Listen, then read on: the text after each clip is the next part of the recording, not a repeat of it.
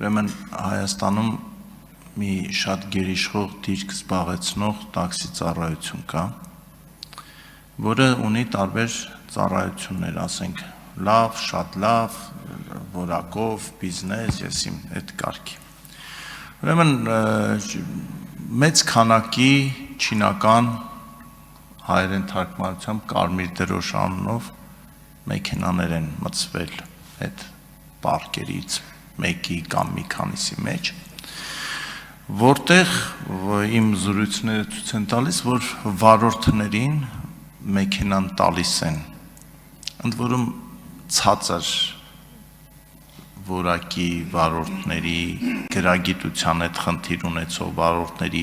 ամբողջ օրը մեքենայում ապրող եւ դրանից մեքենայից կասկածելի հոտեր արձակող, այսինքն դու կանչում ես բիզնես,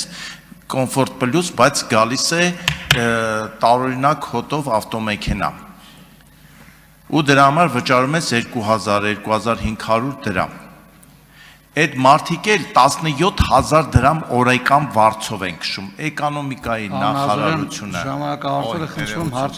էկոնոմիկայի նախարարությունը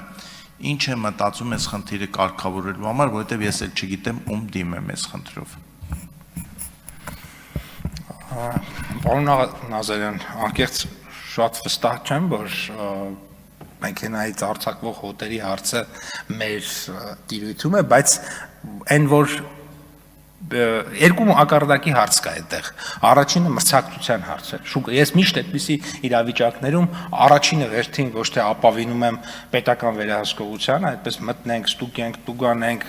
էս անենք, այն անենք, այլ շուկայի կարգավորումն է։ Եթե ձեր ասած իրավիճակն է, ապա շուկան ինքն իրեն կկարգավորի, որտեղ կհայտնվի երկրորդ ընկերություն, որտեղ այդ դա տեղի չի ունենա ու կլուծվի։ Ես հիմա չգիտեմ ինչի մասին է, չեմ էլ ուզում մտածեմ, այսինքն ես դատում եմ շուկայական կանոններով։ Երկրորդը ենթադրում եմ, որ ինչ որ եթե առաջանա այնպիսի հարց, որտեղ սպառողների իրավունքների պաշտպանության հարց կարա առաջանա, այդ դեպքում բնականաբար արդեն կարող եք նայել, թե ինչ իրավիճակ է այդ ընկերությունը, ինչքան մասնաբաժին ունի շուկայում, արդյոք դա տնտեսական մրցակցության պաշտպանության հարցեր առաջացնում է, թե չի առաջացնում եւ այլն։ Բայց նման իրավիճակները աշխարհը լուծում է շուկայական կանոններով եւ ձեր նշած խնդրի հասցեատերը շատ կարճ։ Այդ ընկերության մենեջերներն են, մենեջմենթն է։ Համեցեք։ Երբ որ Հայաստանի Հանրապետության քաղաքացին որևէ ձևով չի կարողանում այդ մենեջերների հետ կապ հաստատել, որովհետև իրենց քաղաքականությունն անում են այնպես, որ որևէ մարդ իրենց հետ չկարողանա որևէ ձևով առնչվել։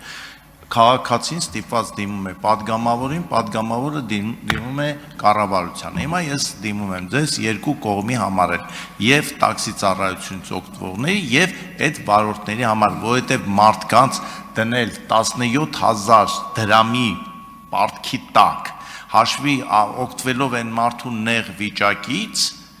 եւ նա էլ ստիպված 20 ժամ, 22 ժամ անցկացնում է իր ավտոմեքենան, որ 17 պլյուս գումար, դա վտանգում է եւ իր առողջությունը, եւ ուղևորի կյանքը, որովհետեւ 20 ժամ ավտոմեքենա քշող մարդը չի կարող անվտանգ տեղափոխել մեր երեխաներին, մեզ եւ մեր ծնողներին։ Դա ձեր ուղիղ պարտականությունն է, դա կանխել։ Այդ մասը արդեն ուրիշ հարց է, այստեղ արդեն գալիս է տեսչական վերահսկողության խնդիր, մասնավորապես եթե մարդ աշխատում է 20 ժամ, այդպիսի իրավունք չկա, այսինքն չի կարելի 20 ժամ աշխատել, որովհետև դա արդեն աշխատանքի տեսչական մարմին գոյություն պետք է գնա եւ ես ազգային ժողովի падգամավորների բոլոր